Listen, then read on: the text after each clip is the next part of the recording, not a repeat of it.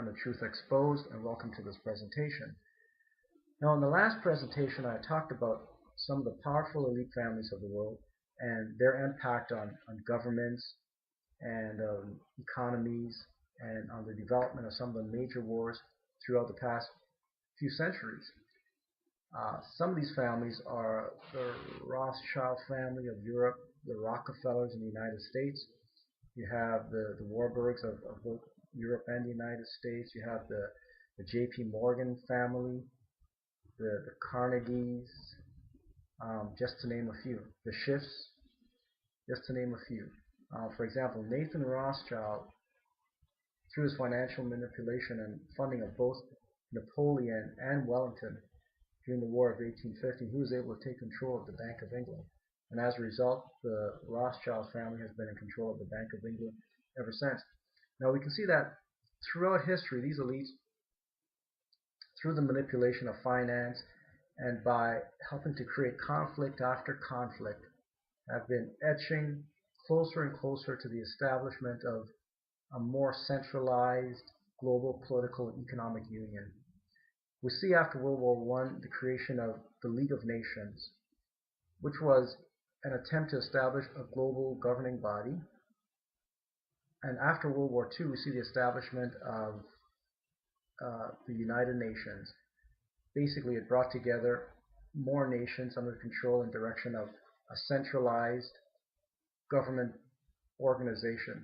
We also see at that time the establishment of NATO, which was the creation of a unified global military force, specifically to enforce the interests of this global united world government.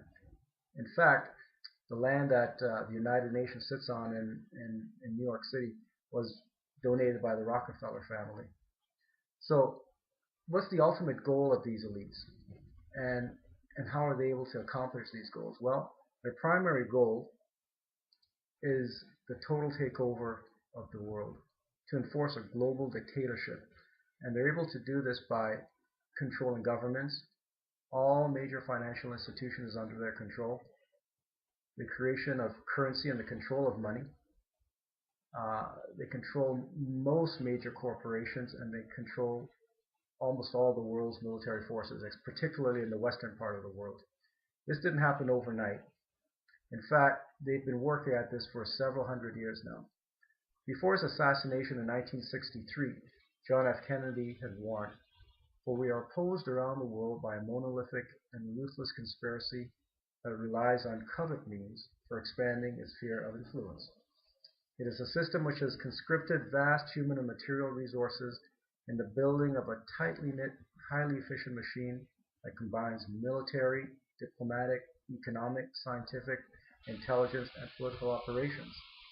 So we can see that these people, their power is all-encompassing. They control and influence all aspects of our society and government. So, of course, they're able to accomplish a lot of their objectives through their power and wealth. Now, in the 18th century, Nathan Mayer Rothschild, who was the head of the Rothschild family at the time, had said, "I care not what puppet is placed on the throne of England to rule the empire." He said that the man that controls Britain's money supply controls the British Empire, and I control the money supply. So that's what it's about. It's controlling the money, and it's controlling the governments as a result of that. As I informed in my previous presentation, the Federal Reserve Bank of the United States is not a government institution. Although it has the appearance of being a government institution, it's not. It's privately owned. The Federal Reserve Bank of New York, for example, is the principal Federal Reserve Bank. Its stockholders are major New York City banks. For example, Chase Manhattan Bank, which is a Rockefeller bank, is a major shareholder in the Federal Reserve Bank, and so is the Citibank. Now, the elites have created 4 major secret society organizations, of which most politicians, business executives, academics, and media executives are members. They are the Council on Foreign Relations, the Trilateral Commission, the Royal Institute for International Affairs, and the Bilderbergs. All four of these societies in turn fund and control numerous tax-exempt foundations and alphabet agencies. Some of these are the CIA, NSA, the National Security Agency, the DIA, Defense Intelligence Agency, the DEA, the Drug Enforcement Agency, and the IRS, Internal Revenue Service, as well as FEMA, Federal Emergency Management Agency. There are over 5,000 tax-exempt foundation, trusts, and agencies under their control, some of which are the Agency of International Development, American Civil Liberties Union, American Council on Race Relations, American Press Institute, the Arab Bureau, the Aspen Institute, Association of Humanistic Psychology, Center for Advanced Studies in the Behavioral Sciences, the Christian Socialist League, Communist League, Environmental Fund, the Fabian Society, the Ford Foundation, the Hudson Institute, the International Drug Institute for Strategic Studies, the Mellon Institute, the Milner Group, the National Council of Churches, New World Foundation, the Rand Institute, Stanford Research Institute, Institute of Human Relations, Union of Concerned Scientists, the International Red Cross, and YMCA, just to name a few. The Aspen Institute, for instance, hosts presidents and prime ministers, statesmen, business journalists, activists, educators, and artists. It was founded by Chicago industrialist Robert Maynard Hutchins, who was the president of Rockefeller University of Chicago, and CFR member Henry Luce, the head of the Time Life publications. The Institute of Policy Studies, the IPS, include many groups both from the left and the right, and shapes and reshapes U.S. policies, both foreign and domestic. It was founded by Paul Warburg, who was a Rothschild agent and a major banker and one of those key individuals that was in the development of the Federal Reserve banking system back in 1913.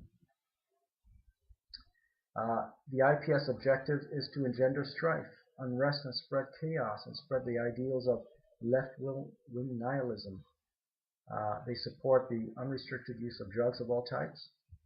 Its goal is to dismantle all economic, political, and social cultural institutions in the U.S., and its funding comes from CFR-connected organizations.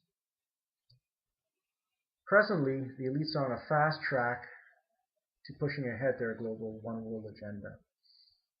They will bring about total economic collapse of Europe and the United States, resulting in a total economic failure of the entire planet. They will also initiate World War III, which will empower them to impose martial law on all citizens. So with all nations completely bankrupt and all citizens under martial law, they will then subject all of us to a one world ruler. We will all become the slaves of the elites and this one world dictator. So I encourage you to become more informed of what's going on in this world, what's really going on in this world. There are a number of individuals who have researched and written extensively about this particular topic.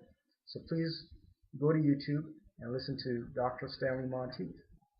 He talks about the Brotherhood of Darkness, where he speaks extensively about the elites and the development of their history over the centuries. You can also listen to Evan Sadler's presentation on the New World Order. You can listen to Alex Jones on a daily basis. Some of his presentations, and he has numerous guest speakers on this very topic. You can also listen to some of his documentaries like Endgame. Listen to Aaron Russo talk about the elites and their agenda before he had passed away. So I encourage you to be informed and to stay alert and to understand what's really going on in the world and listen to what these good people have to say. Okay, so take good care, and we'll see you again sometime. Take care. Bye-bye.